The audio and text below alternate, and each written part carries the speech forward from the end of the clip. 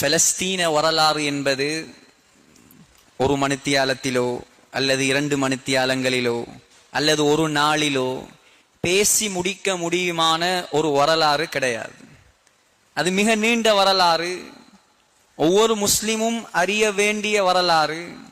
எவ்வளவு சுருக்கமாக எந்த விடயங்கள் முக்கியமாக இருக்கிறதோ அதை மாத்திரம் முடிந்த அளவுக்கு உங்களோடு பகிர்ந்து கொள்ளலாம் என்பதாக நினைக்கிறேன். சகோதர சகோதரிகளே, நம் அனைவருக்கும் தெரியும், உலகத்தில் முதலாவதாக கட்டப்பட்ட பள்ளிவாசல் அது அல்லாஹ்வுடைய காபா. அல்லாஹ் குர்ஆனில் சொல்கிறான், இன்ன அவ்வல பைத்தி ஊதிஅ லின்னாஸி லல்லதீ பிபக்கத முபாரகா. இந்த முழு உலகத்தில் முஸ்லிம்களுக்காக அல்லாஹ்வுடைய இல்லமாக முதலாவதாக அமைக்கப்பட்டது மக்காவில் இருக்கக்கூடிய காபா. இரண்டாவது கட்டப்பட்ட பள்ளிவாசல் எது? சஹீஹுல் புகாரியில் ஹஸ்ரத் அபூ தர் ரலியல்லாஹு அன்ஹு அவர்களுடைய ரிவாயத் பதிவாக இருக்கிறது.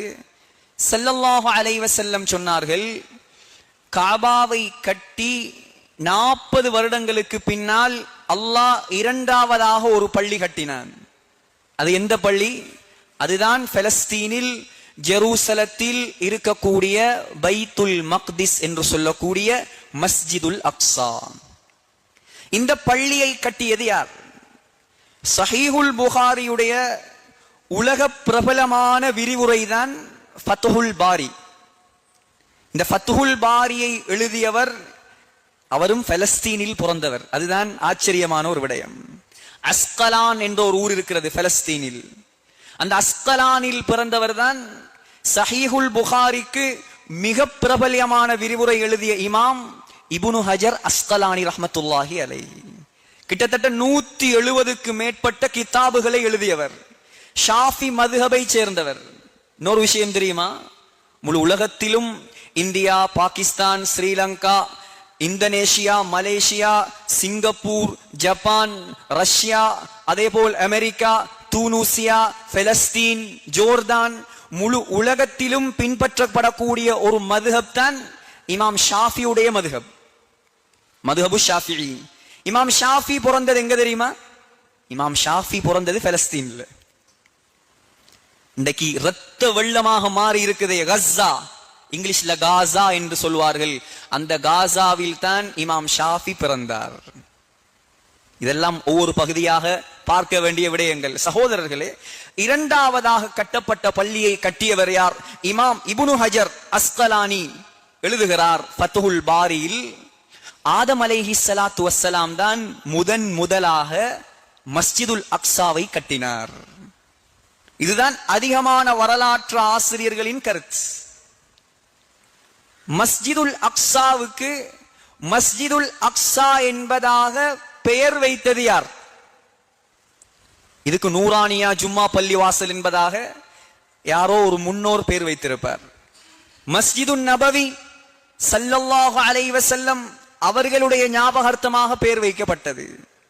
முழு உலகத்திலும் குறிப்பாக இலங்கையில் அதிகமான இடங்களில் பள்ளிவாசல்கள் இருக்கிறது. முஹைத்தீன் ஜும்மா பள்ளிவாசல் இருக்குதா இல்லையா? எல்லா இடத்திலையும் இருக்கிறது. அது யாருடைய ஞாபகமாக கட்டப்பட்டது? அந்த பெயர் யாருக்காக வைக்கப்பட்டது? முஹைத்தீன் அப்துல் காதிர் ஜீலானி ரஹ்மத்துல்லாஹி அலைஹி அவருடைய ஞாபகமாக வைக்கப்பட்டது. மஸ்ஜிதுல் அக்ஸா, அக்ஸாவுக்கு பெயர் வைத்தது யார்? மனிதர்கள் பெயர் வைக்கவில்லை, மலக்குகள் பெயர் வைக்கவில்லை, நபிமார்கள் பெயர் வைக்கவில்லை. உலமாக்கள் சொல்கிறார்கள், மஸ்ஜிதுல் அக்ஸாவுக்கு அக்ஸா என்பதாக பெயர் வைத்தது அல்லாஹ் சுப்ஹானஹு தஆலா. குர்ஆனில் அல்லாஹ் சொல்கிறான், சுப்ஹானல்லதி அஸ்ரா பிஅப்திஹி லைலம் மினல் மஸ்ஜிதில் ஹராமி இலல் மஸ்ஜிதில் அக்ஸா. சகோதரர்களே, மஸ்ஜிதுல் அக்ஸாவுடைய சிறப்புகள் அதிகமான சிறப்புகள் இருக்குது. நான் 2 விஷயம் உங்களிடத்தில் கேட்கிறேன். 2 விஷயம் இருக்குது. 2 விஷயம். முதலாவது மஹ்ஷர் மைதானம், எல்லாருக்கும் தெரியும் மஹ்ஷர் மைதானம். 2வது சுவர்க்கம் இருக்குது, சுவர்க்கம். மஹ்ஷரும் சுவர்க்கமும் உலகத்தோடு சம்பந்தப்பட்டதா ஆகிரத்தோடு சம்பந்தப்பட்டதா? தெளிவாக பதில் சொல்லுங்கள். ஆகிரத்தோடு சம்பந்தப்பட்டது. அதில் ஏதாவது சந்தேகம் இருக்குதா? ஆனால் அல்லாஹ் அந்த ரெண்டையும் உலகத்தோடு தொடர்பு படுத்தி வைத்திருக்கிறான். உலகத்தில் ஒரு சுவர்க்கம் இருக்கிறது. உலகத்தில் சுவர்க்கம் இருக்கிறது. நான் சொன்னா எனக்கிட்ட கேள்வி கேட்கலாம், நீ எப்படி சொல்லுவாய் உலகத்தில் சொர்க்கம் இருக்கின்ற? அல்லது வேற யாராவது சொன்னால் கேட்கலாம். நபி ஸல்லல்லாஹு அலைஹி வஸல்லம் சொன்னா கேட்கலாமா? கேட்கலாது. புகாரில அந்த ஹதீஸ் வந்தா யாருக்காவது கேட்கலாமா? ஆதாரம்? கேட்கலாது. உலகத்தின் சுவர்க்கம், அல்லாஹ் சுவர்க்கமான ஒரு பூமியை உலகத்தில் வைத்திருக்கிறான். அதிகமானவர்கள் அதில் காலடி எடுத்து வைத்திருப்பீர்கள். ஆனால் அதுதான் இது என்று சில நேரம் தெரிந்திருக்காது. சகோதரர்களே, உலகத்தின் சுவர்க்கத்தை நீங்கள் பார்க்க வேண்டுமா? செல்ல வேண்டும், மதீனாவுக்கு செல்ல வேண்டும். எந்த ஊர், சவுதி அரேபியாவில் எந்த ஊராக இருக்கலாம், எந்த ஊரில் இருந்து மதீனாவுடைய எல்லைக்குள் நீங்கள் காலடி எடுத்து வையுங்கள், உலகத்தில் எங்கும் காணாத ஒரு அமைதி உங்களுக்கு கிடைக்கும். உலகத்தில் எங்கும் கிடைக்காத நிம்மதி உங்களுக்கு கிடைக்கும். உலகத்தில் எந்த ஊர்வாசிகளிடம் காணாத நட்பண்புகளை மதீனாவாசிகளிடம் நீங்கள் காண்பீர்கள். நாத்தம் அடிக்காத ஊர் அது. மதீனாவில் கெட்ட வாசம் வராது. யாராவது நுகர்ந்திருந்தால் கையொசத்துங்க. மதீனாவில் கெட்ட வாசம், மோசமான வாசம் வராது. மணக்கும் பூமி. அதான் சொல்லுவார்கள், கண்ணான மதீனாவை சொன்னாலும் வாய் மணக்கும் என்பார்கள். அப்படியான ஒரு புண்ணிய பூமி அந்த மதீனா. அந்த மதீனாவுக்குள் தான் உலகத்தில் 2வது சிறந்த பள்ளிவாசல். யாருடைய பள்ளிவாசல்? நபிகள் நாயகத்தின் பள்ளிவாசல் ஸல்லல்லாஹு அலைஹி வஸல்லம் மஸ்ஜிதுன் நபவி அமைந்திருக்கிறது. அந்த மஸ்ஜிதுன் நபவி, உதாரணத்துக்கு இந்த பள்ளிவாசலை நீங்கள் மஸ்ஜிதுன் நபவி என்பதாக எடுத்துக்கொண்டால், இந்த பக்கத்தில், அதாவது எந்த பக்கம், இடப்பக்கத்தில் ஒரு வாசல் இருக்கிறது. வாசல், அந்த வாசலுடைய பெயர் பாபு சலாம். அந்த பாபு சலாம் ஊடாக நீங்கள் நுழைந்தால் இவ்வாறு செவர் இருக்கும். மஸ்ஜிது நபவி மிஹராபுடைய செவர் இருக்கும். அந்த சிவத்தில் 3 நிறத்தில் பெயிண்ட் அடிக்கப்பட்டிருக்கும். முதலாவது பச்சை, அடுத்தது சிவப்பு, 3வது பச்சை. அந்த சுவத்தில் என்ன தெரியுமா எழுதியிருக்குது? ஸல்லல்லாஹு அலைஹி வஸல்லமுடைய 201 பெயர்கள் எழுதப்பட்டிருக்கிறது. அதுல அந்த பெயர்கள் எழுதப்பட்டது உஸ்மானிய ஆட்சி காலத்தில், சுல்தான் அப்துல் மஜீதுடைய காலத்தில் எழுதப்பட்ட பெயர்கள். கிட்டத்தட்ட 13 வருடங்கள் எடுத்து எழுதினார்கள் அந்த பெயரை.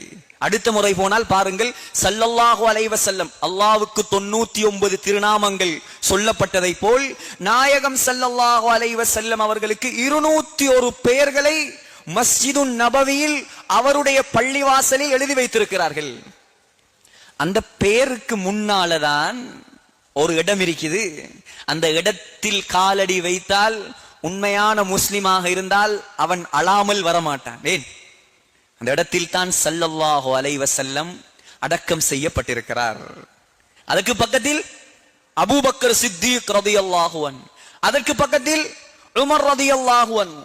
அதுதான் நாயகம் வாழ்ந்த வீடு. அந்த வீட்டோடு சேர்த்து ஸல்லல்லாஹு அலைஹி வஸல்லம் உடைய கபரை சேர்த்து மிஹ்ராப் இருக்கிறது. போனவர்கள் நான் சொல்வதை கற்பனைக்கு எடுத்து கேளுங்கள். அந்த மிஹ்ராபுக்கு பக்கத்தில் ஒரு சின்ன இடம், ஸல்லல்லாஹு அலைஹி வஸல்லம் உடைய மிம்பர் இருக்கிறது. நபியுடைய வீட்டுக்கும் மிம்பருக்கும் இடைப்பட்ட இடத்தை முன்னைய காலத்தில் தனி காப்பட், வேற ஒரு கலர்ல, சோப்பு கலர்ல காப்பட் போட்டு அல்லது வெள்ளை நிறத்தில் காப்பட் போட்டு அடையாளப்படுத்தி காட்டுவார்கள். இப்பொழுது எல்லாம் ஒரு கலரில் தான் இருக்கிறது. என்ன சொல்ல வருகிறேன் என்றால், நாயகத்தின் வீட்டுக்கும் அந்த மிம்பருக்கும் இடைப்பட்ட இடம் இருக்கிறதே, அதுதான் உலகத்தின் சுவர்க்கம். உலகத்தின் சுவர்க்கம். அல்லாஹ் அந்த பாக்கியத்தை மௌத்து வரைக்கும் நமக்கு தருவானாக. சகோதரர்களே, அந்த இடத்தில் 2 ரக்காத் தொழுவது சிரமமான விஷயம். சரியான கிரௌடாக இருக்கும், ஸல்லல்லாஹு அலைஹி வஸல்லம் சொன்னார், என்னுடைய வீட்டுக்கும் என்னுடைய மிம்பருக்கும் இடைப்பட்ட பிரதேசம் ரௌதத்தும் மின் ரியாதில் ஜன்னா, சுவர்க்கத்து பூஞ்சோலை அது. எங்கே வரக்கூடிய ஹதீஸ் இது? புகாரியில் வரக்கூடிய ஹதீஸ். சகோதரர்களே, இந்த ஹதீஸுக்கு ஹதீஸ் கலை வல்லுனர்கள், நான் அல்ல, சாதாரண மௌலவிமார்கள் அல்ல, ஹதீஸ் கலையில் உச்சத்தை தொட்ட வல்லுனர்கள் பல விளக்கம் சொல்கிறார்கள். அதில் ஒரு விளக்கத்தை சொல்லவா? இந்த உலகத்தை அல்லாஹ் அழிப்பான் தானே, கியாமத்து நாள் வந்தா உலகம் அழிக்கப்படுமா இல்லையா? உலகம் அழிக்கப்படும் பொழுது அல்லாஹ் நாயகத்தின் ரௌதாவை அழிக்க மாட்டானாம், அதை அப்படியே தூக்கி சொர்க்கத்தில் வைத்து விடுவான். உலகத்தில் இருக்கக்கூடிய சொர்க்க பூமி அதுதான். ஸல்லல்லாஹு அலைஹி வஸல்லம் அடங்கி இருக்கக்கூடிய இடம். இரண்டாவது சொன்னேன், மஹ்ஷர் மைதானம். மஹ்ஷர் எங்கே? மரணித்ததற்கு பின்னால் எல்லாரையும் எழுப்பி நிப்பாட்டும் இடம்தான் மஹ்ஷர். அந்த மஹ்ஷர் மைதானம் உலகத்தில் இருக்கிறது. எங்கே தெரியுமா? பலஸ்தீன். ஸல்லல்லாஹு அலைஹி வஸல்லம் சொன்னார், ஷாம் தேசம், ஷாம் தேசம், 4 நாடுகள் ஷாம் தேசம், பலஸ்தீன், ஜோர்தான், லெபனான், சிரியா, இது 4ம் தான் ஷாம் தேசம். இது 4ம் மஹ்ஷர் மைதானம் இங்கேதான் உண்டாகும் என்பதாக சொன்னார்கள். இன்றைக்கு மஹ்ஷர் மாதிரி தான் இருக்குது அந்த இடம். மஹ்ஷர் மைதானத்தை போலதான் மக்கள் அங்கே கஷ்டப்படுகிறார்கள். சகோதரர்களே, அல்லாஹ் நமக்கு தந்த சொத்துகள் இருக்கிறது. மக்கா உலகத்தில் நம்பர் 1 பூமி மக்கா. 2வது மதீனா, அது உலகத்தின் சொர்க்கம் மதீனா. 3வது பலஸ்தீன், மஹ்ஷர் மைதானமே பலஸ்தீன். எவ்வளவு விளங்கணும் நாங்க, எவ்வளவு படிக்கணும் நாங்க. சகோதரர்களே, மலக்குமார்கள் இறக்கையை விரித்து வைத்திருக்கிறார்கள் பலஸ்தீனில்.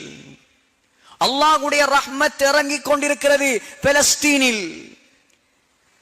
சகோதரர்களே, உலகத்தில் ஐரோப்பா கண்டத்தில் ஒரு நபி வந்தது கிடையாது. ஆனால் பலஸ்தீனில் காலடி எடுத்து வைக்காத ஒரு நபி உலகத்தில் வந்தது கிடையாது. ஐரோப்பா பகுதியில் ஒரு குர்ஆன் ஆயத்து, ஒரு கிதாபு, ஒரு லௌஹ் இறங்கினது கிடையாது. முழு வஹியும் இறங்கியது கிழக்கில். அவ்வளவு புண்ணியமான பூமிதான் அந்த பலஸ்தீன்.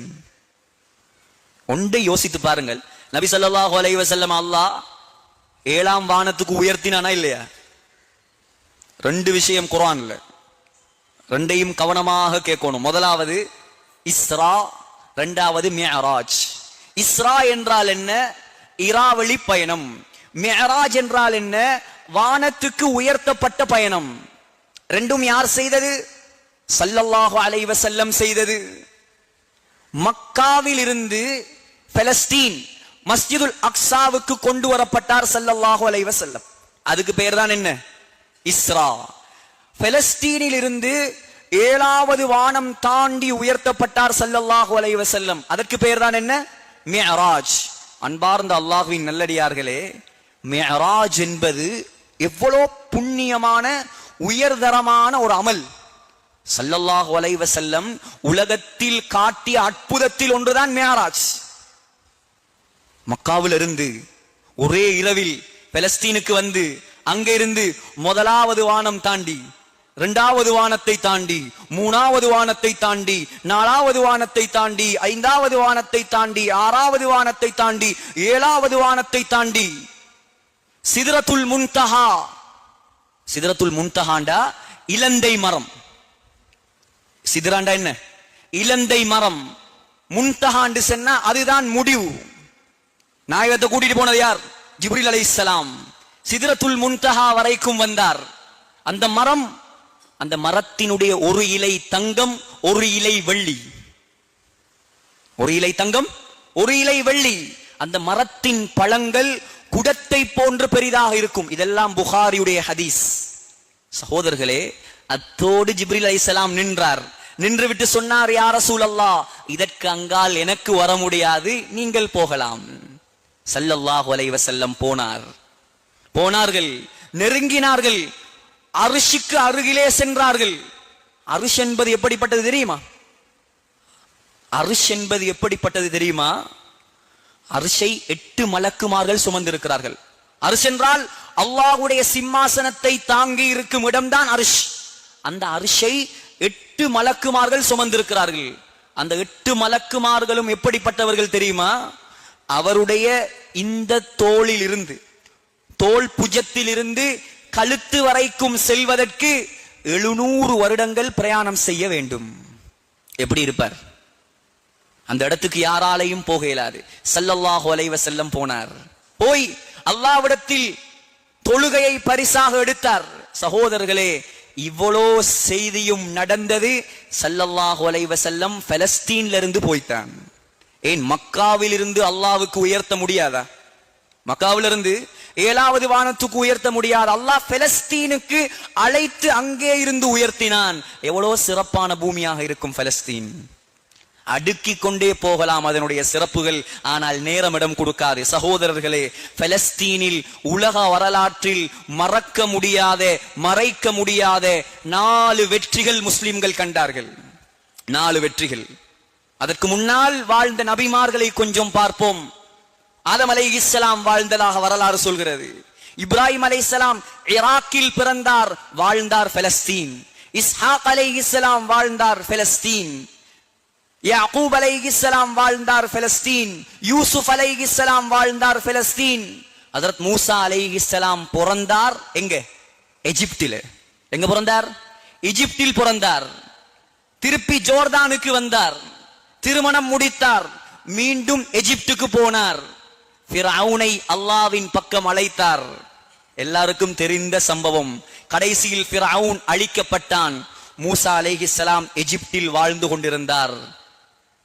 மூசா அலைஹிஸ்ஸலாத்துக்கு மரணம் வந்தது. மரணம் வந்தது. புகாரியுடைய ஹதீஸ், கட்டுக்கதை அல்ல. மலக்குல் மௌத் வந்தார் மூசா அலைஹிஸ்ஸலாத்திடம். மூசா அலைஹிஸ்ஸலாம் கேட்டாங்க, என்ன வந்திருக்கீங்க? உங்களோட ரூஹ கைப்பற்றுமாறு அல்லாஹ் சொன்னான். அப்படியா? ஓங்கி விட்டார்கள் ஒரு அறை. மலக்குல் மௌத்துக்கு கண்ணொண்டு கலண்டு கீழே விழுந்து விட்டது. மலக்குல் மௌத்துண்டாலே சிலாக்களுக்கு நடுங்கும். வந்துட்டாரோ ரூஹ கைப்பற்ற. மூசா அலைஹிஸ்ஸலாம் எப்படியால் விட்டாங்க மலக்குல் மௌத்துக்கு அறையொண்டு கண்ணொண்டு கலண்டு வந்துட்டு. அல்லாஹ்வை தவிர யாருக்கும் பயம் இல்லை. சுப்ஹானல்லாஹ். உலகத்தில் வாழ்றண்டா அப்படி வாழணும். அல்லாஹ்வை தவிர வேற யாருக்கும் பயப்படக்கூடாது. உண்மையான முஃமின் அல்லாஹ்வுக்கு மாத்திரம் தான் பயப்படுவான். எப்படிப்பட்ட ஈமான் இருக்கணும் மூசா அலைஹிஸ்ஸலாத்துக்கு. அரைஞ்சுட்டார். அல்லாஹ் கோவப்படல. மலக்குல் மௌத் ஓடினார் பயந்து அல்லாஹ் கிட்ட. மலக்குல் மௌத்துக்கு ஆச்சரியம், என்ன கண்டா உலகத்துல பயப்படாதவன் யாராவது இருக்கானா? மூசா அலைஹிஸ்ஸலாம் பயப்படலே. போய் சொன்னார், யா அல்லாஹ், நீ ஒரு மனுஷன் உயிர் எடுக்க அனுப்பி இருக்கிறாய், அந்த ஆளுக்கு மரணிக்கிறதுக்கு விருப்பம் இல்லை. அரைஞ்சு போட்டார். அல்லாஹ் கண்ணை சரியாக்கி விட்டு சொன்னான் மலக்குல் மௌத்திடம், என்னுடைய அடியான் மூசாவிடம் திரும்பி போ, போய் கேள், உலகத்தில் வாழ விருப்பமா? பிரச்சனை இல்லை, வாழலாம். ஒரு காளை மாட்டின் மேல் அவரை கை வைக்க சொல்லு. அவருடைய கையில் எத்துணை ஆயிரம் எத்துணை லட்சம் முடிகள் படுகிறதோ ஒரு முடிக்கு 1 வருஷம் அவரை வாழ சொல். இப்படி ஒரு சான்ஸ் கிடைச்சா நம்ம விடுவோமா? வந்தார் மலக்குல் மௌத் மூசா அலைஹிஸ்ஸலாத்திட. அல்லாஹ் உங்களுக்கு இப்படி ஒரு சான்ஸை தந்திருக்கிறான். மூசா அலைஹிஸ்ஸலாம் டைரக்டா அல்லாஹ் கிட்ட கேட்டாங்க, ரப்பி சும்மா மா. சரி, அவ்வளோ ஆயுள் தந்து அதுக்கு பின்னால என்னன்னு கேட்டாங்க. அல்லாஹ் சொன்னான், சும்மல் மவுத், அதுக்கு பிறகு நீங்க மவுத்தாகத்தான் வேணும். அப்படியா? அப்படி ஒரு வாழ்க்கை எனக்கு தேவையில்லை. நான் இப்பவே மரணிக்கிறேன். ஆனால் உடனடியாக ஒரு கல்லை வீசினால் எவ்வளவு வேகமாக போகுமோ அந்த வேகத்தில் என்னை பலஸ்தீனுக்கு கொண்டு போ. புகாரியுடைய ஹதீஸ் இது. பலஸ்தீனுக்கு கொண்டு போய் அங்கே வைத்துத்தான் என்னுடைய உயிரை கைப்பற்ற வேண்டும். அல்லாஹ் வேகமாக மூசா அலைஹிஸ்ஸலாத்தை பலஸ்தீனுக்கு அனுப்பினான். அங்கே இருந்து மூசா அலைஹிஸ்ஸலாத்தின் உயிர் கைப்பற்றப்பட்டது. சகோதரர்களே, ஸல்லல்லாஹு அலைஹி வஸல்லம் சொன்னார்கள், மூசா அலைஹிஸ்ஸலாத்துடைய கபர் சிவப்பு நிற மண் மேட்டில் அமைந்திருக்கிறது. எவ்வளவு சிறப்பான பூமி பலஸ்தீன். அன்பார்ந்த சகோதரர்களே, அல்லாஹ்வின் நல்லடியார்களே, மூசா அலைஹிஸ்ஸலாம் அவர்களுடைய ஒரு மாணவர் தான் யூஷா பின் நூன் அலைஹிஸ்ஸலாம், ஒரு நபி. மூசா அலைஹிஸ்ஸலாத்துடைய காலத்துல வந்தவங்க தான் இந்த பனு இஸ்ராயில்கள். யாக்கூப் அலைஹிஸ்ஸலாமுக்கு இன்னொரு பேர் இருக்குது, இப்ராஹிம் அலைஹிஸ்ஸலாத்துடைய பேரன் தான் யாக்கூப் அலைஹிஸ்ஸலாம். யாக்கூப் அலைஹிஸ்ஸலாத்துக்கு இன்னொரு பேர் இருக்குது, இஸ்ராயில். அந்த இஸ்ராயிலுடைய பரம்பரையில வந்தவர்கள் தான் பனு இஸ்ராயில். அவர்கள் முஸ்லிம்களாக இருக்கும் பொழுதே குழப்பம் செய்தவர்கள். மூசா அலைஹிஸ்ஸலாத்தை படுத்தினதும் பாடு, பெரிய வரலாறு. அதெல்லாம் எதை சொல்வார்களோ அதற்கு மாற்றம் தான் செய்வார்கள். மூசா அலைஹிஸ்ஸலாத்துடைய காலத்திலேயே அல்லாஹ் சொன்னான், பெலஸ்தீன்ல போய் வாழுங்க. யாருக்கு சொன்னான்? இந்த பனு இஸ்ராயிலுக்கு சொன்னான். அந்த இஸ்ராயில்ங்கிற பேர்ல இருந்து தான் இஸ்ரேல் உருவாயிருக்கு. விளங்குதா? இஸ்ரேல், இஸ்ராயில், அரபுல இஸ்ராயில், இங்கிலீஷ்ல இஸ்ரேல். சகோதரர்களே, மூசா அலைஹிஸ்ஸலாத்துடைய கூட்டத்துக்கு அல்லாஹ் சொன்னான், பெலஸ்தீனுக்கு போங்க, அங்க ஒரு கூட்டம் இருக்கிறாங்க, அவர்களோட யுத்தம் செய்யுங்க, யுத்தம் செய்து பெலஸ்தீனை கைப்பற்றி அங்கே வாழுங்கள். இப்ப மூசா அலைஹிஸ்ஸலாம் போனாங்க.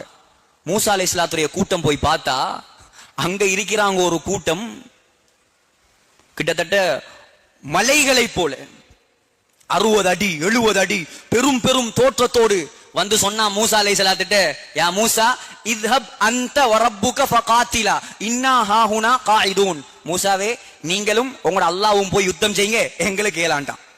எப்படி ஆக்கள்? முஸ்லிமா இருக்க போக்குள்ளேயே குழப்பவாதிகள்.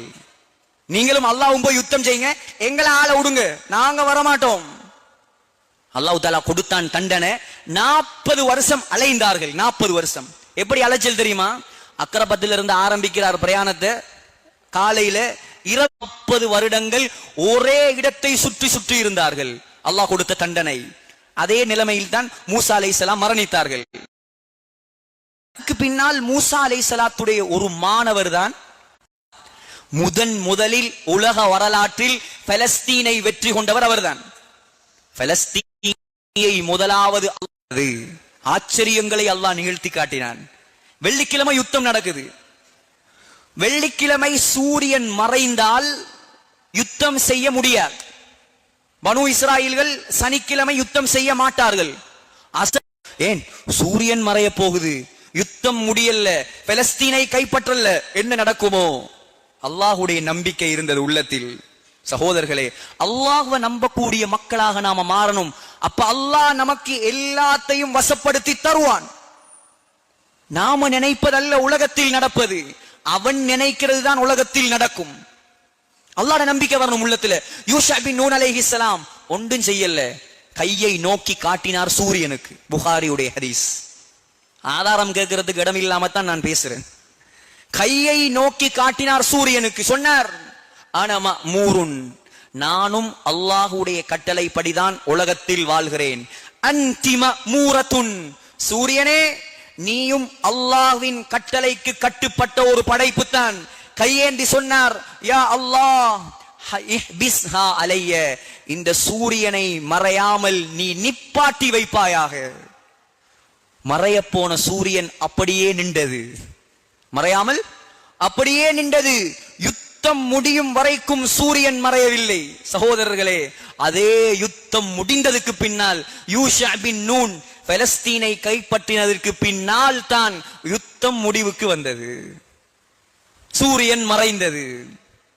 இது முஸ்லிம்களுக்கு கிடைத்த முதலாவது வெற்றி. அதற்கு பின்னால் கொஞ்ச காலத்தில் மீண்டும் முஸ்லிம்கள் மதம் மாறி போனார்கள். மஸ்ஜிதுல் அக்ஸா மீண்டும் பறிபோனது. அல்லாஹு தஆலா இன்னும் ஒரு நபியை அனுப்பினான். அவருடைய பெயர் தாவூத் அலைஹிஸ்ஸலாம். தாவூத் அலைஹிஸ்ஸலாம் எப்படிப்பட்ட ஆள் தெரியுமா? அவரும் அற்புதமான ஒரு நபி. உலகத்தில் மிக அழகான குரல் வளம் கொடுக்கப்பட்டவர். அவர் ஓதினால் பறக்கும் பறவைகள் நின்று விடுமாம். முஃபஸ்ஸிரீன்கள் சொல்றாங்க, பறக்கிற பறவைகள் நின்றுவிடும். மலைகள், மரங்கள், பறவைகள், மிருகங்கள் அவரோடு சேர்ந்து அல்லாஹ்வை தஸ்பீஹ் செய்யும். குர்ஆனில் அல்லாஹ் சொல்கிறார். எப்படியான ஆளா இருப்பார்? இரும்பு இருக்கிறதே, இரும்பு, இரும்பை அல்லாஹ் அவருக்கு சாஃப்டாக மாத்தி கொடுத்தான். வஅலன்னா லஹுல் ஹதீத், இரும்ப நமக்கு விளங்குற மாதிரி சொல்றேன்டா, கோதுமை இருக்குதே, கோதுமைமா, அந்த கோதுமை மாவை நாம் என்ன செய்வோம்? விரும்பினா பிசைவோம், பராட்டா வாக்குவோம், ரொட்டி ஆக்குவோம், சம்சா வாக்குவோம். கோதுமை மாவை போல அல்லாஹ் இரும்பை இலேசாக்கி கொடுத்து விட்டான். தன்னுடைய கரத்தால அதை பிசைந்து, இரும்பை பிசைந்து கவசங்கள் செய்து விற்பனை செய்வார் தாவூத் அலைஹிஸ்ஸலாம். தாவூத் அலைஹிஸ்ஸலாத்துடைய காலத்தில் ஜாலூத் என்ற காஃபிரான ஒரு மன்னன் பலஸ்தீனை பிடித்து வைத்திருந்தான். தாவூத் அலைஹிஸ்ஸலாம் போனார், முஸ்லிம்களோடு யுத்தம் செய்தார், பலஸ்தீனை வெற்றி கொண்டார். இது இரண்டாவது வெற்றி. எத்தனை வெற்றி சொன்னேன்? இரண்டாவது வெற்றி. தாவூத் அலைஹிஸ்ஸலாத்துக்கு பிறந்த மகன்தான் ஹஜரத் சுலைமான் அலைஹிஸ்ஸலாம். அல்லாமா குர்துபி ரஹ்மத்துல்லாஹி அலைஹி தஃப்சீருல் முனீரில் சொல்கிறார்கள், தஃப்சீர் அல் ஜாமி' லி அஹ்காமில் குர்ஆன், இந்த தஃப்சீரில் சொல்கிறார்கள், முழு உலகத்தையும் 4 பேர் ஆட்சி செய்தார்கள். முழு உலகத்தையும். அதில் 2 பேர் காஃபிர், 2 பேர் முஸ்லிம். 2 காஃபிர். முதலாவது நம்ரூத் என்ற மன்னன். யார் நம்ரூத்? ஹஜரத் இப்ராஹிம் அலைஹிஸ்ஸலாத்தை நெருப்பில் போட்டானே, அவன் தான் முதலாவது. இரண்டாவது புக்தனஸர், இவனும் ஒரு காஃபிர். 2 முஸ்லிம்கள், துல்கர்னைன் அலைஹிஸ்ஸலாம், அவர்தான் யஜூஜ் மஜூஜ் கூட்டத்தை அடைத்து வைத்திருக்கிறார். இரண்டாவது சுலைமான் அலைஹிஸ்ஸலாம். சுலைமான் அலைஹிஸ்ஸலாம் சாதாரண ஆட்சி கொடுக்கப்பட்டவர் அல்ல. எறும்பு பேசுவதை கேட்பார், பறவைகளின் மொழியை கேட்பார், காற்றில் பறப்பார். முழு உலகத்தையும் கட்டி ஆண்டிய மன்னாதி மன்னர். மனிதர்களுக்கு மாத்திரமல்ல அவர் அரசன், ஜின்களுக்கு அரசன், பறவைகளுக்கு அரசன், மிருகங்களுக்கு அரசன். முழு உலகத்தையும் கட்டி ஆண்டார். எங்கே இருந்து தெரியுமா? பலஸ்தீன்ல இருந்து. பலஸ்தீன்ல இருந்து முழு உலகத்தையும் கட்டி ஆண்டார் சுலைமான் அலைஹிஸ்ஸலாம். அன்பார்ந்த சகோதரர்களே, சுலைமான் அலைஹிஸ்ஸலாத்துடைய வரலாறு அற்புதமான வரலாறு. தனித்தனியே விளங்க வேண்டும். இஸ்லாமிய வரலாறை தயவு செய்து உலமாக்களை வைத்து படியுங்கள். அந்நியர்களுடைய வரலாறு, அவர்களுடைய வரலாறு, நடிகர்களுடைய வரலாறு கேட்டால் ஒவ்வொன்றாக சொல்வார்கள். கைசேதம் சகோதரர்களே, இஸ்லாமிய வரலாறு தெரியா? முஸ்லிம்கள் நாம் படிக்க வேண்டும். இதை இஸ்லாமிய வரலாறு உள்ளத்தில் பதிய வேண்டும். சுலைமான் அலைஹிஸ்ஸலாம் பலஸ்தீன்ல இருந்து தான் முழு உலகத்தையும் கட்டியாண்டார். மஸ்ஜிதுல் அக்ஸாவை மீண்டும் கட்டியவர் சுலைமான் அலைஹிஸ்ஸலாம். அதுவும் மனிதர்களை வைத்து கட்டவில்லை, ஜின்களை வைத்து கட்டினார். ஜின்களை வைத்து கட்டினார். சகோதரர்களே, ஹஜரத் சுலைமான் அலைஹிஸ்ஸலாம் தன்னுடைய சிம்மாசனத்துக்கு அருகாமையில் நின்று கொண்டு அசாவை பிடித்துக் கொண்டு பார்த்து கொண்டிருக்கிறார்கள். சூப்பர்வைசிங் நடக்குது. ஜின்கள் எல்லாம், ஜின்கள் ஒரு மோசமான படைப்பு, கட்டுப்பட மாட்டாங்க யாருக்கும். சுலைமான் அலைஹிஸ்ஸலாம் மௌத்து என்று தெரிஞ்சா நடக்கிற வேலையை இடையில விட்டுட்டு ஓடிடுவாங்க. சுலைமான் அலைஹிஸ்ஸலாம் ஜின்களை வைத்து கட்டி கொண்டிருக்கிறார். சுலைமான் அலைஹிஸ்ஸலாத்துக்கு மௌத்து வந்து விட்டது. மஸ்ஜிதுல் அக்ஸா இன்னும் கட்டி முடியவில்லை. சுலைமான் அலைஹிஸ்ஸலாம் இவ்வாறு நின்று கொண்டு, எப்படி இருக்கும்? இவ்வாறு நின்று கொண்டு இருக்கும் பொழுது மரணித்து விட்டார்கள். ஜனாசா அப்படியே நிக்குது. ஜனாசா அப்படியே நிக்குது. ஜின்கள் பார்த்தார்கள், அரசர் நம்மை தான் பார்த்து கொண்டிருக்கிறார். கட்டிக்கொண்டே இருந்தார்கள். பள்ளிவாசல் முழுமையாக கட்டப்பட்டது. சுலைமான் அலைஹிஸ்ஸலாத்தின் அசாவை கரையான் கடிக்க ஆரம்பித்தது. அசா 2ஆக முறிந்தது. சுலைமான் அலைஹிஸ்ஸலாம் ஜனாசாவாக கீழே விழுந்தார். பள்ளிவாசல் பணி முடிந்தது. அப்பொழுதுதான் ஜின்கள் பார்த்தார்கள், மாதல்ல அலா மௌதிஹி இல்லா தாபத்துல் அர்தி தஅகுலு மின் சஅதன். அல்லாஹ் குர்ஆனில் சொல்லக்கூடிய சம்பவம் இது. 1 வருஷம் மையத்தாக நின்று உலகத்தை ஆட்சி செய்திருக்கிறார் சுலைமான் அலைஹிஸ்ஸலாம். உலகத்தில் காட்ட முடியுமா இப்படிப்பட்ட அரசாட்சியை? அல்லாஹ் நபிக்கு கொடுத்தான் அப்படிப்பட்ட ஆட்சியை. நபிமார்கள் எல்லாரையும் லேசா நினைக்காதீர்கள். அல்லாஹுடைய உதவியால் அவர்கள் மையத்தாக நின்று உலகத்தை ஆண்டிருக்கிறார்கள். உலகத்தை ஆண்டிருக்கிறார்கள். சுப்ஹானல்லாஹ், ஆச்சரியம், கற்பனைக்கே வருகிறதில்லை. சகோதரர்களே, மஸ்ஜிதுல் அக்ஸா கட்டி முடிக்கப்பட்டது. சுலைமான் அலைஹிஸ்ஸலாம் மரணித்தார். அதற்கு பின்னால் வந்தவர்கள் தான் ஜக்கரியா அலைஹிஸ்ஸலாம், பலஸ்தீனில் பிறந்தவர். யஹ்யா அலைஹிஸ்ஸலாம் பலஸ்தீனில் பிறந்தவர். அல்லாஹ் குர்ஆனில் 3வது அத்தியாயம், முதலாவது அத்தியாயம் என்ன? சூரத்துல் ஃபாத்திஹா. 2வது அத்தியாயம் என்ன? சூரத்துல் பக்ரா, பசுமாடு. 3வது அத்தியாயம் என்ன? சூரா ஆலு இம்ரான், இம்ரானுடைய குடும்பத்தார்கள் என்பதாக குர்ஆனில் ஒரு சூறாவை அல்லாஹ் இறக்கி இருக்கிறான். அந்த இம்ரானுடைய குடும்பம் வாழ்ந்தது பலஸ்தீன். இம்ரானுடைய மகள் தான் மரியம் அலைஹிஸ்ஸலாம். மரியம் அலைஹிஸ்ஸலாம் பிறந்து வளர்ந்து குமரியாக மாறியது எல்லாம் மஸ்ஜிதுல் அக்ஸாவுடைய மிஹ்ராபில். மிஹ்ராப் என்றா இமாம் தொழக்கூடிய இடம், இமாம் நின்று தொழுவார்களே அதுக்கு தான் மிஹ்ராப் என்று சொல்றது. அந்த இடத்தில் தான் மரியம் அலைஹிஸ்ஸலாம் வளர்ந்தார்கள். அந்த இடத்தில் வைத்துத்தான் ஈசா அலைஹிஸ்ஸலாத்தை கருவுற்றார்கள். இப்னு அப்பாஸ் ரலியல்லாஹு அன்ஹு சொல்கிறார், புள்ள உருவாகி ஒரு மணித்தியாலத்துக்குள் பெற்றெடுத்து விட்டார் மரியம் அலைஹிஸ்ஸலாம். அல்லாஹ் உலக அற்புதங்களை செய்து காட்டினான் பலஸ்தீன்ல. சகோதரர்களே, எவ்வளவு பேசலாம் பலஸ்தீனை பற்றி, எவ்வளவு சொல்லலாம் சகோதரர்களே. அதற்கு பின்னால் ஈசா அலைஹிஸ்ஸலாம் மரணித்தார். அதற்கு பின்னால் அப்படியே முஸ்லிம்கள் எல்லாம் மதம் மாறி அது முழு உலகமும் குஃபருடைய இருளில் இருக்கக்கூடிய நேரத்தில் முஹம்மது ஸல்லல்லாஹு அலைஹி வஸல்லம் நபியாக வந்தார். யாரும் உலகத்தில் முஸ்லிம் கிடையாது. முதலாவது முஸ்லிம் பெண்கள் ஹதீஜா ரலியல்லாஹு அன்ஹா. இரண்டாவது முஸ்லிம் யார்? அபூபக்கர் சித்திக் ரலியல்லாஹு அன்ஹு. சகோதரர்களே, இப்படியாக இஸ்லாம் வளர்ந்து கொண்டு போகிறது.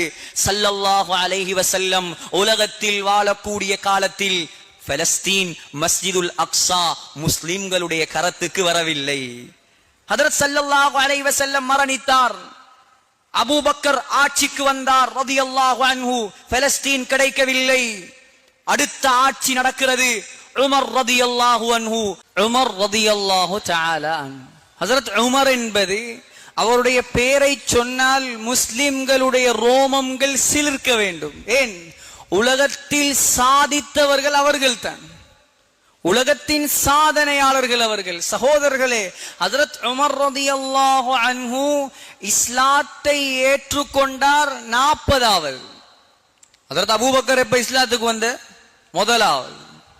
ஹஜ்ரத் ஹதீஜா எப்ப இஸ்லாத்துக்கு வந்த? முதலாவது. முதலாவது ஆண் அபூபக்கர், முதலாவது பெண் ஹதீஜா ரலியல்லாஹு அன்ஹுமா. ஹஜ்ரத் உமர் இஸ்லாத்துக்கு வருகிறார் 40வது. ஆனால் அவ்வளோ பேரையும் ஓட்டெக் பண்ணி பண்ணி பண்ணி போய் 2வது இடத்துக்கு வந்தார். ஹஜ்ரத் அபூபக்கர் ரலியல்லாஹு அன்ஹு அரசராக இருந்தார், ஹலீஃபாவாக இருந்தார். வெறுமனே ஹிஜாஸ் மாநிலம், அங்கால யமன் தேசம். ஹஜ்ரத் உமர் ரலியல்லாஹு அன்ஹு ஆட்சிக்கு வந்தார். 22 லட்சம் சதுர மைல் கிலோமீட்டர் இஸ்லாமிய சாம்ராஜ்யமாக மாற்றினார். உலகத்தில் 3/2 பகுதி முஸ்லிம் நாடு. இன்றைக்கு 57 முஸ்லிம் நாடு. 57 நாட்டுக்கும் 57 தலைவர்கள், 57 அரசியல், 57 கோணங்கள். அன்றைக்கு அந்த 57 நாடுக்கும் ஒரே தலைவர், ஒரே அரசியல், ஒரே இடம், ஒரே முஸ்லிம்கள், ஒரே தலைமைக்கு கீழ் 5000 பள்ளி கட்டினார் உலகத்தில். காட்டுங்கள் யாரையாவது 5000 பள்ளி கட்டிய தலைவரை. ஹஜ்ரத் உமர் ரலியல்லாஹு அன்ஹு. பிள்ளைகளுக்கு பேர் வைக்க வேண்டுமா? அந்த பேர் இந்த பேர் 10 மௌலவிமார்ட்ட பேர் எடுப்பான். 10 மௌலவிமார்ட்ட பேர் எடுத்து 10 பேர்ட்ட எடுத்த பேரையும் வைக்க மாட்டான். கடைசியா மனைவி ஒரு பேரை சொல்லுவா. அது பிரான்ஸ் மொழியா இருக்கும், இல்லாட்டி இந்தோனேஷியா மொழியா இருக்கும். அதுக்கு அர்த்தம் கேட்டுட்டு வருவாங்க ஹஜ்ரத் மார்ட்ட. சகோதரர்களே, உமராக வேண்டும் என்ற நீயத்தோடு உமர் என்று பேர் வையுங்கள். ஆண் குழந்தை பிறந்தால் உலகத்தில் அவர்களை போன்ற மனிதர்கள், சாதனையாளர்கள் உலகம் அழியும் வரைக்கும் வரமாட்டார்கள். முஸ்லிம்கள் அல்ல, முஸ்லிம்கள் காபிர்கள், அந்நியவர்கள், அவர்கள் கூட எதிர்பார்க்கிறார்கள் உலகத்தில் உமருடைய ஆட்சி வர வேண்டும். ஆட்சியாளர்களை சிம்மாசனத்தில் தான், சபைகளில் தான் இப்ப பார்க்கலாம். ஹஜ்ரத் உமரை பார்க்கலாம். உலக மகா சக்கரவர்த்தி. அவருடைய பெயரை சொன்னால் ஈரான் நடுங்கியது, அவருடைய பெயரை சொன்னால் இத்தாலி நடுங்கியது, முழு உலக வல்லரசுகள் அந்த காலத்தில் நடங்கியது. படுத்தார் தரையில் உமர் ரலியல்லாஹு அன்ஹு. உலகத்தை நெருக்கவில்லை, அல்லாஹ்வுடைய உதவியை கொண்டு உலகத்தை கட்டியாண்டார். அவருக்கு கிடைத்த செல்வங்கள், கிஸ்ரா மன்னருடைய கிரீடம் கிடைத்தது. கிஸ்ரா சொன்னா ஈரான் நாட்டு பேரரசன். அந்த காலத்துல ரஷ்யா வல்ல பேரரசு, அமெரிக்கா வல்ல பேரரசு. அந்த காலத்தில் ரஷ்யாவும் இத்தாலியும் தான் வல்லரசு. இத்தாலி ஈரான் இது ரெண்டும் தான் வல்லரசு. ஈரான் வெற்றி கொள்ளப்பட்டு அதனுடைய அரசனுடைய மணிமுடி கிடைத்தது. மணிமுடி எவ்வளவு பாரம் தெரியுமா? 192 கிலோ தங்கம். யோசிப்பீங்க, பள்ளி வாசலுக்குள்ள பொய்யெல்லாம் சொல்றார். யாருக்காவது 192 கிலோ தங்கத்தை தலையில வைக்கலுமா? தலையில் வைக்கவில்லை அவன். இப்படி ஒரு பெரிய ஒரு சங்கிலியை தொங்க விட்டு, தங்க சங்கிலியால் அந்த கிரீடம் செய்யப்பட்டிருந்தது. சரியாக சிம்மாசனத்தில் அவன் அமர்ந்தால் அவனுடைய தலைக்கு நேராக அந்த கிரீடம் இருக்கும். இப்படியெல்லாம் ஆட்சி செய்த மன்னாதி மன்னர்களுடைய சொத்துகள் காலடியில் கொட்டியது. ஆனால் உலகத்தில் ஹுத்பா ஓதுகிறார் உலக மகா சக்கரவர்த்தி, உடுப்பில் எத்தனையோ ஓட்டைகள். சாதித்தது எதை? உலகத்தில் இஸ்லாத்தை வளர்த்தார். மூன்றாவது மாபெரும் வெற்றி பைத்துல் மக்திஸ், மஸ்ஜிதுல் அக்ஸாவுடைய வெற்றி. அல்லாஹ் யாருக்கு கொடுத்தான் அந்த பாக்கியத்தை? உமர் கத்தாப் ரலியல்லாஹு தஆலா அன்ஹு. ஹிஜ்ரி 15ஆம் ஆண்டு. இன்னொரு சிறப்பு என்ன தெரியுமா? ஆச்சரியம் என்ன தெரியுமா? உலகத்துல 3/2 பகுதியை வெற்றி கொண்டார் என்று சொன்னேன் தானே. ஒரு யுத்தத்துக்கு கூட அவர் போகல. அதுதான் ஸ்பெஷல். ஒரு யுத்தத்துக்கு கூட உமர் ரலியல்லாஹு அன்ஹு போகவில்லை. மதீனாவில் இருந்து கொண்டு படைகளை வழி நடத்தி வெற்றி கொண்டார். இப்படியான ஆட்களை ஏலும் என்றால் காட்டுங்கள். டெக்னாலஜி இல்லாத காலம் அது, போன் இல்லாத காலம் அது. எதன் மூலமாக நடந்தது?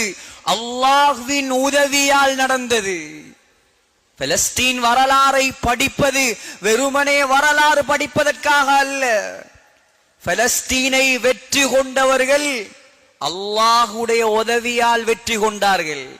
அதை நாம் விளங்க வேண்டும். சகோதரர்களே, ஹிஜ்ரி 15ஆம் ஆண்டு ஹஜ்ரத் உமர் ரலியல்லாஹு அன்ஹு படை தளபதியாக அபு உபைதாவை அனுப்பி வைக்கிறார். அவரும் சாதாரண சஹாபி அல்ல. 3 சிறப்புகள் சொல்லலாம் அவருக்கு. முதலாவது, ஆரம்பத்தில் இஸ்லாத்தை ஏற்றவர் அபு உபைதா. இரண்டாவது, சுவர்க்கத்தை கொண்டு நாயகத்தால் நன்மாராயம் சொல்லப்பட்டவர். அபூபக்ரின் ஃபில் ஜன்னா வ உமரு ஃபில் ஜன்னா வ உஸ்மானு ஃபில் ஜன்னா வ அலியுன் ஃபில் ஜன்னா வ தல்ஹத்து ஃபில் ஜன்னா வ ஸுபைரு ஃபில் ஜன்னா வ சஅதுன் ஃபில் ஜன்னா வ சயீதுன் ஃபில் ஜன்னா வ அப்துர்ரஹ்மான் இப்னு ஃபில் ஜன்னா வ அபு உபைதா ஃபில் ஜன்னா. சுவர்க்க நன்மாராயம் சொல்லப்பட்ட 10 சஹாபாக்களில் ஒருவர். மூன்றாவது சிறப்பு, அமீனு ஹாதிஹில் உம்மா, இந்த உம்மத்துடைய நம்பிக்கையாளர் என்பதாக நபிகள் நாயகத்தால் சீல் குத்தப்பட்டவர். போனார், பைத்துல் மக்திஸை வெற்றி கொண்டார். சொன்னார்கள், திறப்பை நாங்கள் கொடுப்போம். மஸ்ஜிதுல் அக்ஸாவுடைய திறப்பை யாரிடம் கொடுப்போம்? அரசர் வந்தால் தான் கொடுப்போம். வந்தார் அரசர். முதலாக பைத்துல் மக்திஸுடைய சாவியை கைப்பற்றுவதற்காக வந்தார் உமர் ரலியல்லாஹு அன்ஹு. ஒட்டு போட்ட உடுப்புகளோடு அடிமை குதிரையில் உட்கார அரசர் கீழே நடந்து வருகிறார். பாதிரியர்கள் ஆச்சரியப்பட்டார்கள். இதுதான் வேதத்தில் சொல்லப்பட்டது. திறப்பை கொடுத்தார்கள். திறந்தார், வெற்றி வாகை சூடினார், உள்ளே நுழைந்தார், பிலாலை கூப்பிட்டார், அதான் சொல்ல சொன்னார். ஹசரத் பிலால் மதீனத்து அதானை சொன்னார்கள். அத்துணை சஹாபாக்களும் தேம்பி தேம்பி அழுதார்கள். ஏன்? நாயகத்துடைய காலத்தில் சொல்லப்பட்ட அதான். உமர் ரலியல்லாஹு அன்ஹுவால் அழுகையை நிறுத்த முடியவில்லை. சாதனை, முஸ்லிம்களுடைய சாதனை. மூன்றாவது வெற்றி. இதில் நீண்ட நேரம் பேசலாம், பல மணித்தியாலங்கள் பேசலாம், ஆனால் இடம் கொடுக்கவில்லை. நாலாவது வெற்றி சகோதரர்களே, இப்படியாக வெற்றி காலம் போக மீண்டும் பிரெஞ்சுக்காரர்கள், பிரான்ஸ் நாடு இருக்கிறது, பிரெஞ்சுக்காரர்களால் மஸ்ஜிதுல் அக்ஸா கைப்பற்றப்பட்டது. ஹிஜ்ரி 495 ஆண்டு பிரான்ஸ் நாட்டுக்காரர்கள், சலீபியூன்கள், சிலுவைக்காரர்கள், நீங்கள் கேள்விப்பட்டிருப்பீர்கள், சிலுவை யுத்தம், முதலாம் சிலுவை யுத்தம், இரண்டாம் சிலுவை யுத்தம், மூன்றாம் சிலுவை யுத்தம். அந்த சிலுவை யுத்தத்துக்கு சொந்தக்காரர்கள் கைப்பற்றினார்கள். இப்ப 4வது வெற்றி, எல்லோரும் கவனமாக கேட்க வேண்டிய ஒரு வெற்றி இது. சகோதரர்களே, அந்த ஹிஜ்ரி 495 ஆண்டு கால பகுதியில் ஈராக் நாட்டுக்கு மன்னராக இருந்தார் இமாதுத்தீன் ஜங்கி என்பவர். இவருடைய ஆசை என்னண்டா, பைத்துல் மக்திஸ, மஸ்ஜிதுல் அக்ஸாவை எப்படியாவது முஸ்லிம்கள கரத்துக்கு கொண்டு வரணும். ஐரோப்பியர்களுடைய கையில இருக்குது. அதற்காக அவர் பக்கத்தில் இருந்த சிற்றரசர்களை எல்லாம் ஒன்று சேர்த்தார். ஒன்று சேர்த்து ஆலோசனை செய்தார், படைகள் திரட்டினார். இது பிரான்ஸ்காரனுக்கு கேள்விப்பட்டு அவருடைய அடிமையை விலைக்கு வாங்கி அவர் தூங்கும் பொழுது அவருடைய தலையில் கல்லை போட்டு கொண்டு விட்டார்கள். அவருக்கு பிறந்தார் ஒரு மகன், நூருத்தீன் ஜங்கி. யார்? Nuruddin Zengi. உங்களுக்கு பேர் புதிசாக இருக்கும், ஆனால் இவர் எப்படிப்பட்டவர் தெரியுமா? நேர்வழி பெற்ற கலீஃபாக்கள் யார்? 4 பேர், எல்லாருக்கும் தெரியும் தானே. அபூபக்கர், உமர், உஸ்மான், அலி ரலியல்லாஹு அன்ஹு. இவர்கள் 4 பேரும் நேர்வழி பெற்ற கலீஃபார்கள். உலமாக்கள் 5வதாக ஒருவரை சேர்க்கிறார்கள். யார்? Umar ibn Abdul Azeez. இவர் யார்? உமர் ரலியல்லாஹு அன்ஹுடைய பேத்தியின் மகன். ஒரு முறை இங்கே ஹுத்பாவிலையும் அவருடைய வரலாறை நான் சொன்னேன். சகோதரர்களே, 5வது நேர்வழி பெற்ற கலீஃபா உமர் ரலியல்லாஹு அன்ஹு எப்படி ஆட்சி செய்தாரோ அதே போல் ஆட்சி செய்தார். எந்த அளவுக்கு ஆட்சி? அவருடைய ஆட்சியில் ஓனாயும் ஆடும் ஒரே குளத்தில் தண்ணீர் குடித்தது. கட்டுக்கதை அல்ல. ஹயாத்துல் ஹயவானில் குப்ராவில் அல்லாமா தமீரி பதிவு செய்திருக்கிறார், மிகப்பெரிய இமாம். 6வதாக ஒருவரை சொல்கிறார்கள். 6வதாக ஒரு நேர்வழி பெற்ற கலீஃபா, அவர்தான் இமாதுத்தீன் ஜங்கி. கொல்லப்பட்டாரே, அவருடைய மகன் நூருத்தீன் ஜங்கி. அவருக்கு பட்ட பேர் தக்கியுல் முலூக், அரசர்களின் தக்வாதாரி. அவருக்கு பட்ட பேர் நாசிரு அமீரில் முஃமினீன், உமர் ரலியல்லாஹு அன்ஹு அவர்களுக்கு உதவி செய்தவர். ஈராக் நாட்டு மன்னராக இருந்தார். தந்தை கொல்லப்பட்ட பின் பதவிக்கு வந்தார். அவருடைய ஆட்சி காலத்தில் எகிப்து நாட்டில் ஃபாத்திமியூன்கள் என்ற வழிகட்ட கொள்கையுள்ளவர்கள் ஆட்சி செய்தார்கள். அவர்களை விரட்டினார். விரட்டி ஈராக்கோடு எகிப்தையும் சேர்த்தார். வரலாறை சரியாக விளங்குங்கள். சேர்த்துவிட்டு அவருடைய ஒரு படை தளபதி இருந்தார். அவருடைய, யாருடைய? நூருத்தீன் ஜங்கியுடைய படை தளபதி, ராணுவ தளபதி. அவருடைய பெயர் நஜ்முத்தீன் அய்யூப். நஜ்முத்தீன் அய்யூப் என்பது அவருடைய பெயர். அவர் வயது வந்தும் திருமணம் முடிக்கவில்லை. ஆண்களும் பெண்களும் கவனம் செலுத்த வேண்டிய விஷயம் இது. வயது வந்தும் திருமணம் முடிக்கல. சகோதரன் கேட்டார், உண்ட திறமைக்கு, உண்ட அழகுக்கு, அரசரோடு இருக்கக்கூடிய உன்னுடைய நெருக்கத்துக்கு எத்தனை பெண்கள் உன்னை திருமணம் முடிப்பார்கள்? ஏன் திருமணம் முடிக்காமல் இருக்கிறாய்? மகாராணியே உன்னை முடிப்பார். அவர் சொன்னார், எனக்கு மகாராணியும் தேவையில்லை, இளவரசியும் தேவையில்லை, நான் ஒரு சாலிஹான பெண்ணை திருமணம் முடிக்க வேண்டும். யார் சொல்வது? நூருத்தீன் ஜங்கியுடைய படை தளபதி நஜ்முத்தீன் அய்யூப் சொல்கிறார், நான் ஒரு சாலிஹான மனிதர் பெண்ணை திருமணம் முடிக்க வேண்டும். அந்த பெண் மூலமாக எனக்கு ஒரு குழந்தை பிறக்க வேண்டும். அந்த குழந்தை மூலமாக அல்லாஹ் பைத்துல் மக்திஸ், மஸ்ஜிதுல் அக்ஸாவை வெற்றி கொள்ள வேண்டும்.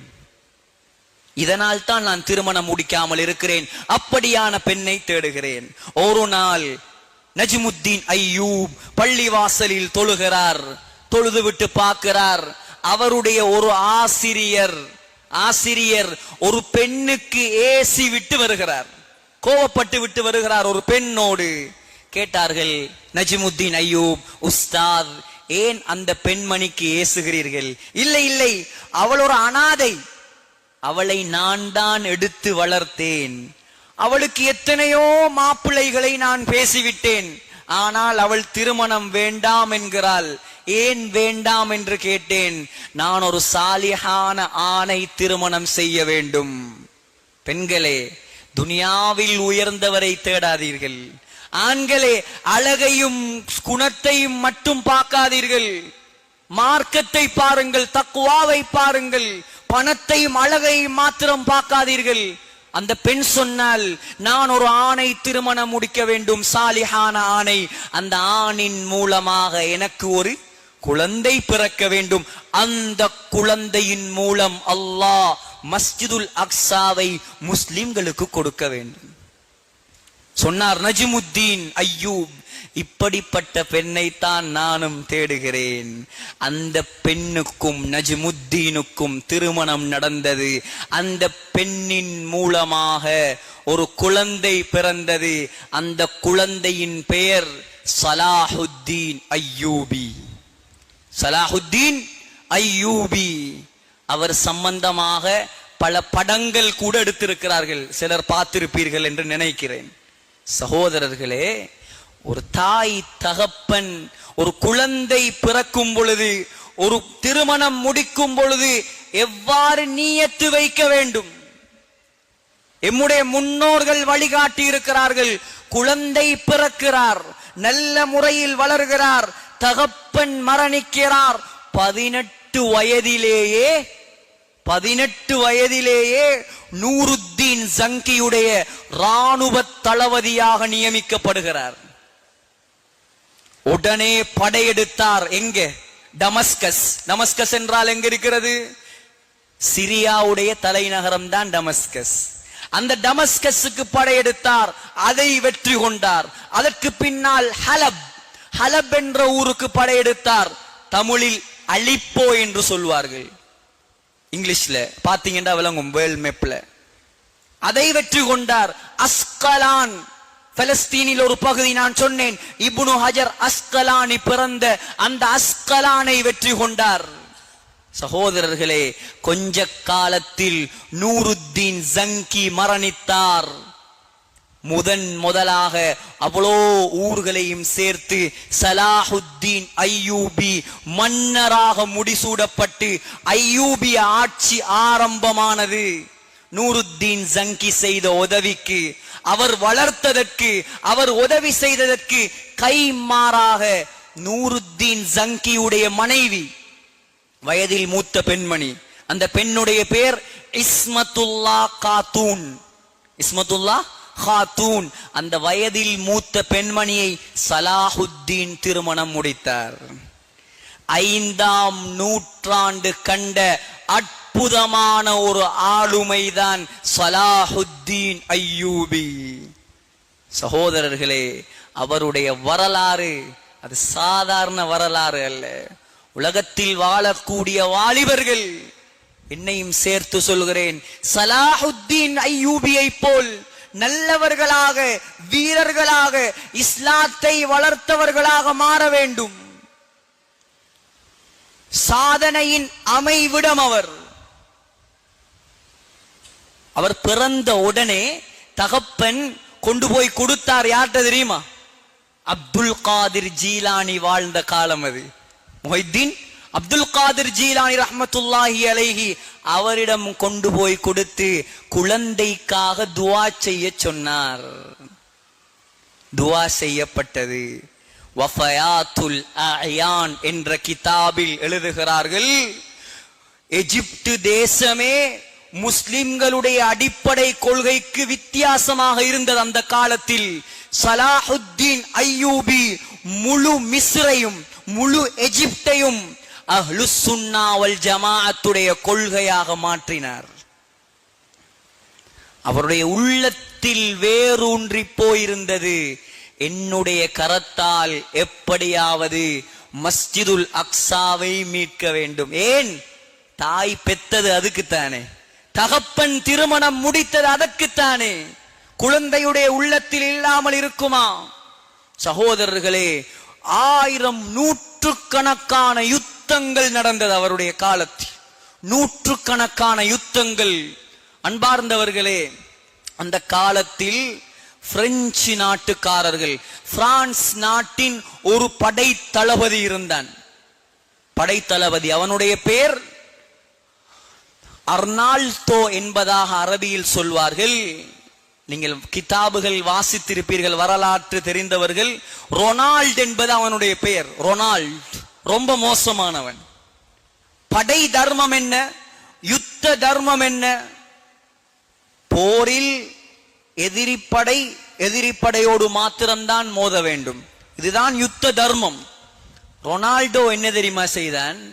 யுத்தம் முடியும், வெளியால் போய் முஸ்லிம்களுக்கு அநியாயம் செய்வான், பள்ளி வாசல்களை உடைப்பான், வியாபாரிகளை, முஸ்லிம் வியாபாரிகளை பிடித்து கொலை செய்தான், முஸ்லிம்களுடைய கடைகளை பத்த வைத்தான்.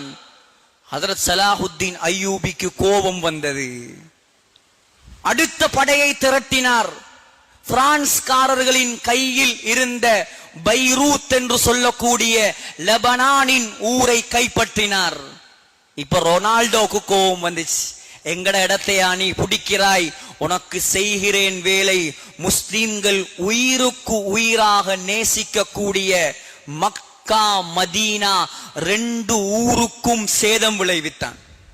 எந்த அளவுக்கு என்று சொன்னால், ஹஜ்ஜிக்கு போன ஹாஜிகளை இடையில் அரித்து அவர்களுடைய வாகனங்களை வெட்டி அவர்களை கொலை செய்து சொன்னான், உதுஉ முஹம்மதக்கும் யஹ்ஃபதுக்கும். எங்க உங்களோட நபி முஹம்மத்? எங்க உங்களோட நபி முஹம்மத்? அவரை கூப்பிடுங்க, அவர் வந்து உதவி செய்யட்டும். சலாஹுத்தீன் அய்யூபி கோபத்தின் உச்சகட்டத்துக்கு போனார். சகோதரர்களே, அன்பானவர்களே, யுத்தம் நடக்கிறது, பயங்கரமான யுத்தம். சலாஹுத்தீன் மறுபக்கம், ரொனால்டோ மறுபக்கம். பிடிபட்டான் ரொனால்டோ சலாஹுத்தீனின் கையால். சலாஹுத்தீன் அந்த நேரத்தில் நோயாளியாக இருந்தால், காய்ச்சலாக இருந்தார். காய்ச்சல், வருத்தம். கையேந்தி அல்லாஹ்விடம் துஆ செய்தார், யா அல்லாஹ், யா அல்லாஹ், இந்த காய்ச்சலில், இந்த நோயில் நான் மரணிக்காமல் இருந்தால் உனக்கு 2 வாக்குகளை நான் தருகிறேன். 2 வாக்கு. எப்படி வாக்கு? சுப்ஹானல்லாஹ், மேல் சிலுக்கிறது. 2 வாக்கு. முதலாவது வாக்கு, எந்த ரொனால்டோ மக்காவை அடித்தானோ, மதீனாவுக்கு அடித்தானோ, ஹாஜிகளை கொலை செய்தானோ, பள்ளி வாசல்களை எரித்தானோ, என்னுடைய கரத்தால் அவனை கொல்லுவேன். என்னுடைய கரத்தால் அவனை கொல்லுவேன். இது முதலாவது வாக்கு.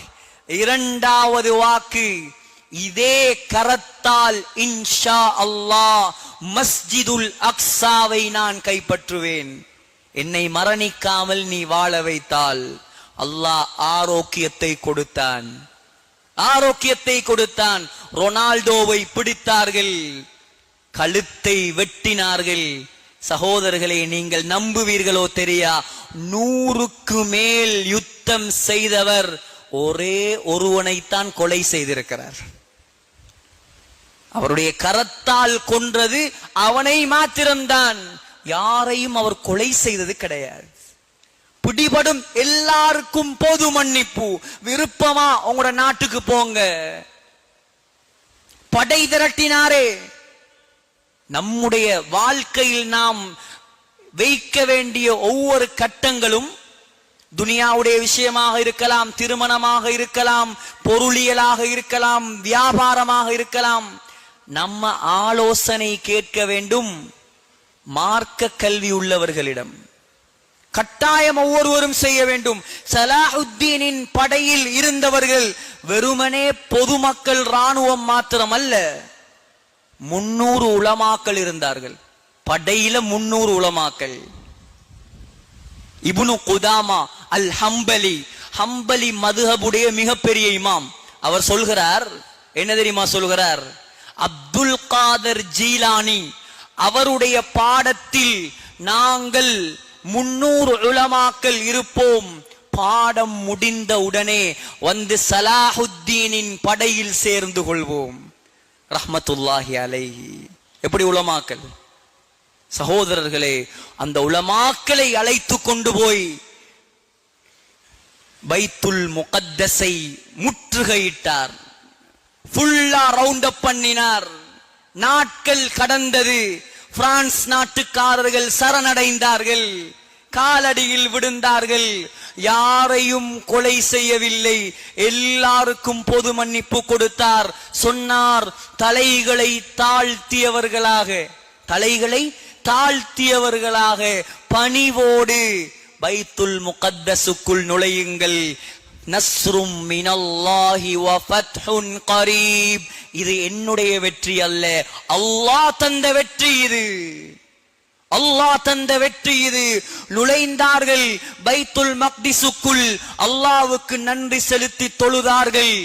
நூருத்தீன் ஜங்கியுடைய பெயரில் மிம்பர் ஒன்றை கொண்டு போய் வைத்தார். படத்தில் காட்டுவோம் இன்ஷா அல்லாஹ். கொண்டு போய் வைத்தார். வைத்து அதன் மீது ஏறி பாங்கு சொன்னார் சலாஹுத்தீன் அய்யூபி. 4வது மிகப்பெரிய வெற்றி பைத்துல் மக்திஸுடைய. இதெல்லாம் படைகளால் கிடைத்த வெற்றி அல்ல, அல்லாஹ்வுடைய உதவியால் கிடைத்த வெற்றி. சகோதரர்களே, வெற்றி கொண்டு கொஞ்ச நேரம், கொஞ்ச நாட்கள் போகவில்லை. பிரான்சில் இருந்து அடுத்த படை வருகிறது. அடுத்த படை ரிச்சர்ட் என்ற தளபதி 6 லட்சம் படைகளோடு வருகிறான் பிரான்சில் இருந்து. எதற்காக? மீண்டும் மஸ்ஜிதுல் அக்ஸாவை கைப்பற்றுவதற்கு.